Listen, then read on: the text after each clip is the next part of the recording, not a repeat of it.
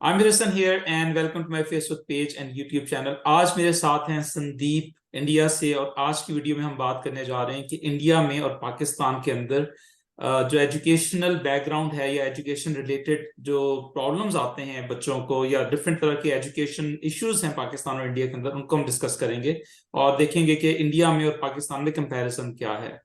तो संदीप, मुझे थोड़ा सा अपने बारे में बताइएगा कि आप कहाँ से हैं इंडिया से और आपकी क्वालिफिकेशन वगैरह क्या है और आपने कहाँ कहाँ पढ़ाया हुआ है। ओके, तो मेरा नाम संदीप सिंह है। मैं कंप्यूटर साइंस पढ़ाता हूँ। अराउंड 10 साल का मुझे कंप्यूटर साइंस ऑनलाइन पढ़ाने का एक्सपीरियंस है। मैंने सीबीएसई स्टूडेंट्स को पढ़ाया, गेट स्टूडेंट्स को पढ़ाया हुआ है।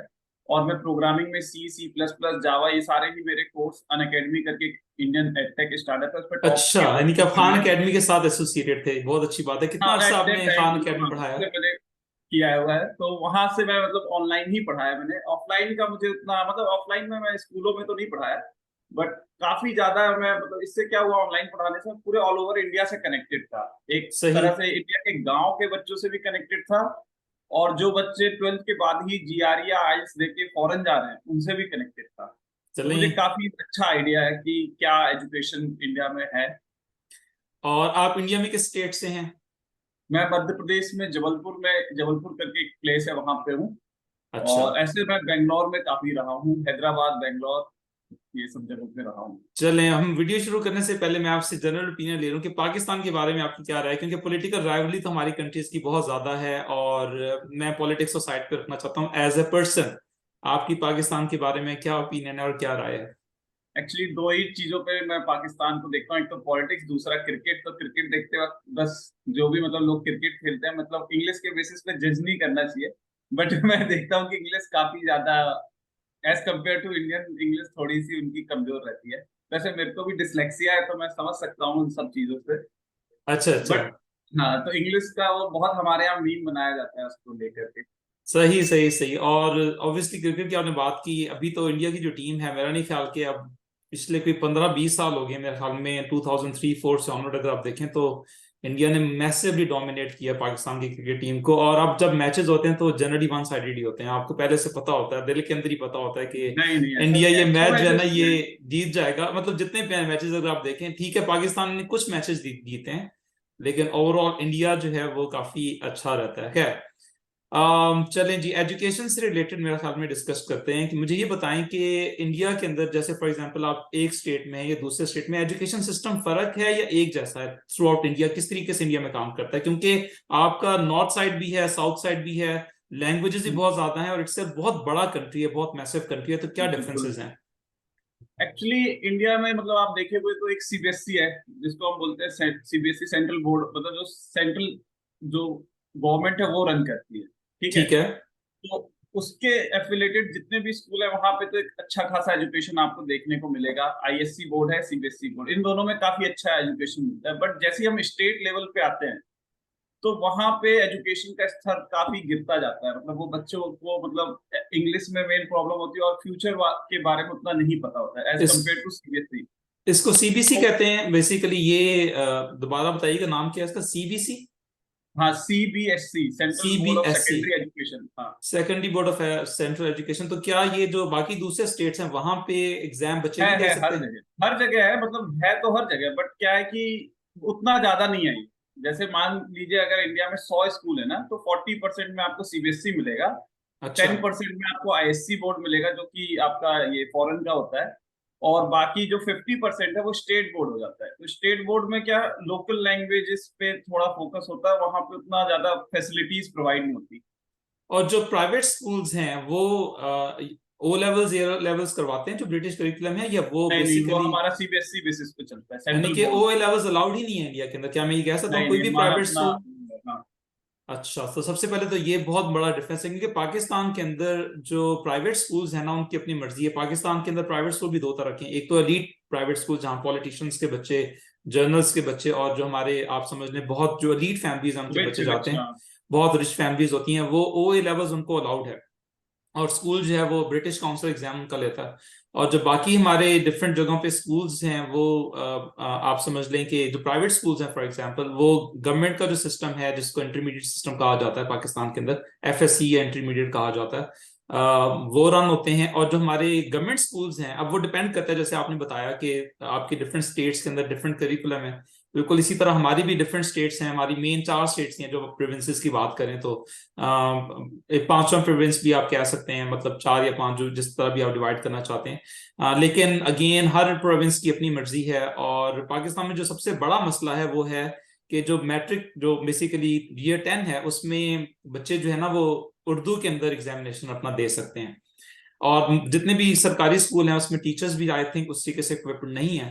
तो फिजिक्स, मैथ या केमिस्ट्री हम उर्दू में पढ़ते हैं। मैं खुद जब जहाँ पे मैंने पढ़ा, मैंने उर्दू के अंदर जो है ना वो टर्म्स पढ़ी। जैसे हम फिजिक्स के अंदर, मैं अपनी वीडियोस में पहले ही बता चुका हूँ कि अगर आपने वॉल्यूम, फॉर एग्जांपल वॉल्यूम की बात करिए तो हम उसको हुजम पढ़ते थे, और उसके बाद अगर आपने मैथ्स की बात करनी है तो हम उसको कमियत पढ़ते थे। मतलब बिल्कुल डिफरेंट लैंग्वेज। और जैसे ही हम स्टेट स्कूल से जैसे ही हम एफएससी में आते थे तो वो उसकी रिक्वायरमेंट इंग्लिश में है। तो उर्दू से इंग्लिश जो है ना अचानक जो है ना वो बहुत बड़ा ट्रांजिशन है। तो क्या इंडिया में भी ऐसे ही है कि जो एजुकेशन है, मेन साइंसेज, वो किस लैंग्वेज में पढ़ाई जाती है इंडिया के अंदर? इंडिया में एक्चुअली हर स्कूल में इंग्लिश तो कंपलसरी है।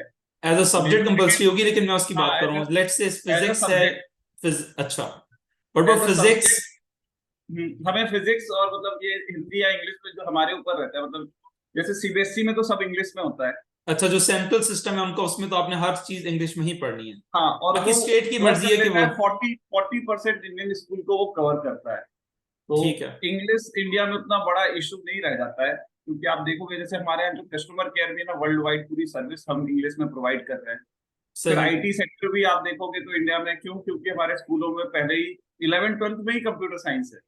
हाँ सही, यहाँ भी ऐसे ही है। पाकिस्तान में भी कंप्यूटर साइंस 11th-12th में शुरू हो जाती है, लेकिन जो लैंग्वेज बैरियर है ना वो उसका डिफरेंस ज्यादा है। हमारे यहाँ बिल्कुल। फेडरल बोर्ड है, जिस तरह आपके यहाँ सेंट्रल सिस्टम है फेडरल बोर्ड, लेकिन वही वाली बात है कि वो बहुत कम है, ना होने के बराबर है। बहुत कम स्कूल्स जो है वो ऑफर करते हैं। बच्चों को इतना अवेयरनेस भी नहीं होता, पेरेंट्स को भी इतना अवेयरनेस नहीं होता।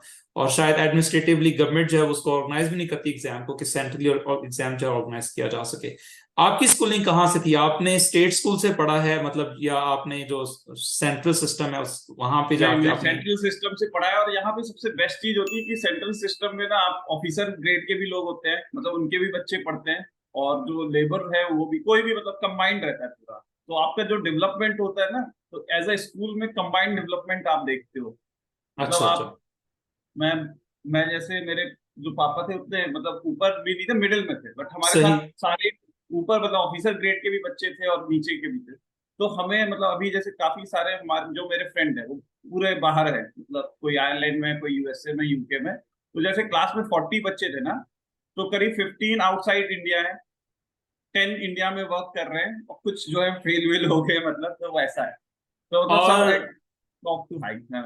और एग्जाम आपके कितने होते हैं? मतलब जिस तरह पाकिस्तान में 9 का भी एग्जाम आपका बोर्ड का होता है, फिर 10 का भी बोर्ड का एग्जाम होता है, फिर ईयर 11 का भी, ईयर 12 का भी। तो आप लोगों के यहाँ किस तरीके से सिस्टम वर्क करता है जब आपने मैट्रिक या ईयर 10 की हम बात पहले करें? जैसे जब मैं पढ़ता था तो 10th और 12th था, और अभी बीच में 10th को भी कम बंद कर दिया था उन्होंने, बोर्ड नहीं देते थे, फिर दोबारा स्टार्ट कर दिया।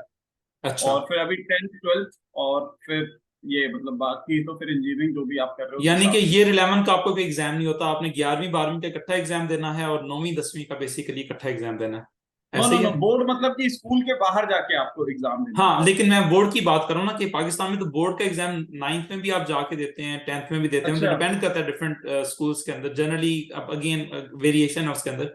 लेकिन ईयर 11 और ईयर 12 में हमने बोर्ड का ही एग्जाम जाके देना है। तो आपने सिर्फ 12वीं क्लास का एग्जाम देना है, इज दैट राइट?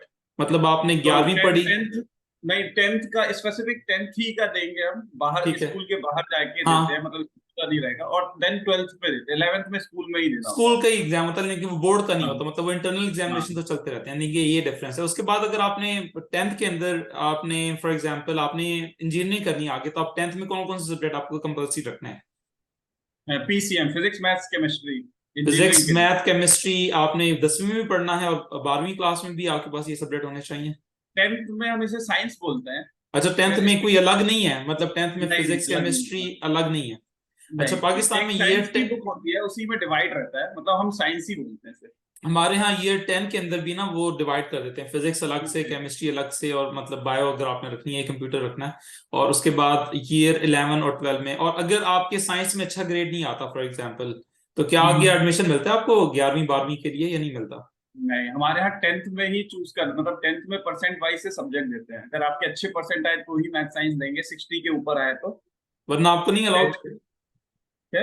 आपको अगर आपके बुरे नंबर आए, लेट्स से 40%, 45% आपके नंबर नहीं आए नहीं हैं, नहीं मुझे और 90 पासिंग ग्रेड क्या है, मिनिमम पासिंग ग्रेड क्या है आपका? मतलब आपकी पाकिस्तान में तो पहले 35 33% रहता था। है मेरे ख्याल से। अच्छा, 35 है। तो 35 है। 35 में आपको आर्ट्स ले सकते हो। कुछ स्कूलों में कॉमर्स भी दे देते हैं, आर्ट्स कॉमर्स। और फिर अभी मतलब इन प्रेजेंट बहुत सारे नए नए कोर्स आ गए हैं। सही। मतलब अभी मैं मतलब जो जेंजीज वाली दुनिया है ना, उससे बहुत दूर हूँ। अभी तो हमारे यहाँ के बच्चे इंटर्नशिप और ये सब 10th 12th के बाद से ही चालू कर दे रहे हैं। तो वो अलग ही दुनिया चल रही है, जिसमें अच्छा वीडियो अच्छा एडिटिंग ये सब सारी चीजें आ चुकी है। और मेरे काफी सारे स्टूडेंट जो है अभी से ही कमाने लगते हैं। मतलब अच्छा अच्छा, फर्स्ट ईयर जाहिर है से ही आप आते बिल्कुल अगर आप एक स्किल सीख लें तो ऑब्वियसली फिर आपके ऊपर डिपेंड करता है कि आप किस तरीके से हैं। करते हैं। चाहिए, बहुत अच्छी बात आपने बताई। और मुझे ये बताइएगा कि जैसे फॉर एग्जांपल आपने यूनिवर्सिटी जाना है तो उसकी क्या रिक्वायरमेंट है? मैंने आईआईटी के बारे में काफी सुना है, आईआईटी मुंबई और डिफरेंट तरह की बहुत टॉप यूनिवर्सिटीज हैं। उनकी क्या रिक्वायरमेंट रहती है कि अगर आपने कितने नंबर आपको चाहिए एफएससी, मतलब आपके ईयर 12 के अंदर वहां जाने के लिए? नहीं, 12th से कोई मतलब उसका स्पेसिफिक 12th से कुछ लेना देना नहीं है। एक अच्छा एग्जाम होता है जेई, मतलब आपने 12th पास कर लिया अच्छे परसेंट से 60 प्लस, तो ठीक है, मतलब परसेंट भी गिनते हैं, पर उतना वो नहीं है। बट एक एग्जाम होता है जेई मेंस, प्री बोलते हैं, फिर मेंस होता है। तो वो बहुत ही हार्ड एग्जाम रहता है। तो उसके बेसिस पे हमारे सेंट्रल के जो कॉलेजेस है ना टॉप के, वो मिलते हैं। यानी कि आपने ये करने के बाद आपने ये एग्जाम देना होता है जो बेसिकली सेंट्रलाइज एग्जाम है, एंटी से कह लें। हाँ। पाकिस्तान में भी होता है, कुछ यूनिवर्सिटीज लेती हैं, कुछ यूनिवर्सिटीज की परसेंटेज जो है वो होती है। तो चले, काफी आपने इंफॉर्मेशन मुझे दी इंडिया के बारे में। और आपको डॉक्टर के लिए एक नीट एग्जाम होता है, मतलब एक आईआईटी इंजीनियर के लिए, और नीट हो गया डॉक्टर्स के लिए। ऐसा। ये सेंट्रल एग्जाम है, मतलब ये हाँ, पूरी, सेंट्रल एग्जाम। मतलब ये कोई स्टेट अलग से नहीं ले सकती, ये बिल्कुल गवर्नमेंट की तरफ से सेंट्रल एग्जाम है? हाँ। अच्छा, चलें, ये भी पाकिस्तान में भी इसी तरीके से, लेकिन पाकिस्तान में डिफरेंट इंजीनियरिंग यूनिवर्सिटीज हैं, वो अपने एग्जाम कंडक्ट कर रही होती है। जैसे पाकिस्तान में जिस तरह आपकी आईआईटीज हैं, पाकिस्तान में यूएटी है, university of engineering and technology, वो लाहौर में भी उसका कैंपस है, पेशावर में भी है, टेक्सला में भी है। लेकिन मैंने आईआईटी के बारे में काफी नाम सुना हुआ। आई थिंक इंडिया के जो इस टाइम पे काफी ज्यादा सीईओज हैं जो कि पूरे दुनिया की वर्ल्ड बड़ी वाइड है। कंट्रीज में, वो आईआईटी से ही पढ़े हुए हैं, और उसके बाद उन्होंने जी। आगे अमेरिका में जाके एजुकेशन ली, और उसके बाद वो ऑब्वियसली अच्छे हम्म। पोस्टों में पहुंचे। तो मैं काफी सुनता रहता हूँ इंडिया के बारे में, और एजुकेशन सिस्टम इंडिया का काफी बेहतर लगा मुझे पाकिस्तान के सिस्टम से। मुझे ये बताइएगा कि जो इंडिया के अंदर जो टेस्ट आता है, जो यही 10वीं का और 12वीं का, वो आपकी एग्जाम की जो आपने किताबें पढ़ी हैं उनमें से एग्जाम वो पूछते हैं आपसे, या वो कॉन्सेप्चुअल होता है, लाइक कॉन्सेप्ट आपसे पूछा जाता है? किस तरीके से उसकी तैयारी एक्चुअली करते हैं आप लोग? आता तो बुक से ही है, बट थोड़ा डिफिकल्ट रहता है। मतलब आप उसको हल्के में नहीं ले सकते हैं। क्या ये हो सकता है कि एज इट इज स्टेटमेंट जो बुक में लिखी हुई है एज इट इज वो पेपर में आ नहीं जाए? नहीं, वैसा एकदम वैसा आपको नहीं मिलेगा। मतलब 50% बोल सकते हो आपकी वैसा आ जाएगा। बट अच्छा जब जब हम मतलब जितने भी एग्जाम मैंने दिए हैं तो डिफिकल्ट रहता है। ऐसा नहीं कि आप बिना पढ़े जाके अच्छे मार्क्स स्कोर नहीं कर सकते, ऐसा नहीं है। मतलब 50% तो आप स्कोर कर सकते हो, बट आपको 70-80 के ऊपर जाने के लिए काफी दिन में 7-8 घंटे देने ही पड़ेंगे। सही। और जो काफी स्कूल्स होते हैं हार्ड। आपके, वो मतलब ईयर 1 से लेकर ईयर 12 तक होते हैं, या ईयर 10 के बाद कॉलेज स्टार्ट हो जाता है? मतलब वो किस नहीं तरीके नहीं, से 12 डिवाइडेड है? 12 है। मतलब हमारे यहाँ जितने भी 12। स्कूल्स हैं वो सारे 12 तक जाते ही जाते हाँ, हैं? 12। यानी कि आप मतलब पूरी अपनी एजुकेशन वहां से कंप्लीट करके फिर जो है ना वहां से निकलते हैं, पास आउट या होते तो हैं? आपके पास एक और ऑप्शन रहता है, जैसे आपको डिप्लोमा करना है, इंजीनियरिंग से लो लेवल का रहता है, तो सही आप 10th के बाद डिप्लोमा कर सकते हो। फिर एक आईटीआई होता है, जैसे आपको वेल्डिंग क्राफ्टिंग ये सब सीखना है तो उसमें जा सकते हो। तो जो सही सही फैक्ट्रीज सही। में वर्कर होते हैं ना, उनके लिए ये मतलब कोर्सेज होते हैं। जैसे आपको पता है कि मुझे मैथ्स इंजीनियर नहीं बनना है, उसके नीचे ही रहना है, या आपके फैमिली प्रॉब्लम है कि आपके पास उतना पैसा नहीं है, तो आप ये छोटे छोटे कोर्सेज भी कर सकते हो। तो ऐसा सही पहले था, मतलब अब तो और चेंज होता जा रहा है। सही सही सही। चलें संदीप, बहुत अच्छा लगा आपसे बात करके, और आपने काफी ज्यादा मुझे इन्फॉर्मेशन दी इंडिया से रिलेटेड। हमारे व्यूअर्स को भी पता और चलेगा कि डिफरेंस क्या है। अगर आपको मुझसे क्वेश्चन पूछना तो आप पूछ सकते हैं। मैं ये कह रहा था कि व्यूअर्स को अगर आप कोई नेक्स्ट टॉपिक देना हो तो कमेंट सेक्शन में वो बता दें, जो हम नेक्स्ट वीक एक नया टॉपिक लेके आप लोगों के लिए आ जाएंगे। जी हाँ, बिल्कुल। अगर आपको कोई और क्वेश्चन है इंडिया से रिलेटेड या पाकिस्तान से रिलेटेड, तो संदीप इज देयर, और उनका काफी एक्सपीरियंस भी है, खान अकेडमी में पढ़ाते भी रहे काफी अर्सा। तो ऑनलाइन टीचिंग से रिलेटेड या किसी भी चीज से रिलेटेड आपने कोई क्वेश्चन पूछना है, जरूर कमेंट सेक्शन में पूछिएगा। और I think this is it for today Sandeep. बहुत और अच्छा आपका लगा। भी जो एक्सपीरियंस है यूके में, आप जो टीचिंग कर रहे हैं उसके बारे में भी किसी को पूछना हो तो आपका चैनल है ही, जी आप सारी बिल्कुल। इंफॉर्मेशन दे ही रहे हैं। Thank you so much, thank you so much. जाहिर है मुझे आपको काफी आप कुछ। हेल्पफुल लगे उसमें, आप थैंक यू बहुत ही सो चीजें मच, सिंपल बता देते हो एकदम, बहुत thank he you so humble much, thank you kind so person much, लगे आप यूट्यूब पे मुझे। Thank you so much, thank you so much. हम आगे भी इंशाल्लाह वीडियोस जो हैं वो शूट करते रहेंगे इसी तरीके से, किसी भी टॉपिक से रिलेटेड फ्यूचर में भी। So thank you Sandeep for your time. Aamir Hasan signing of.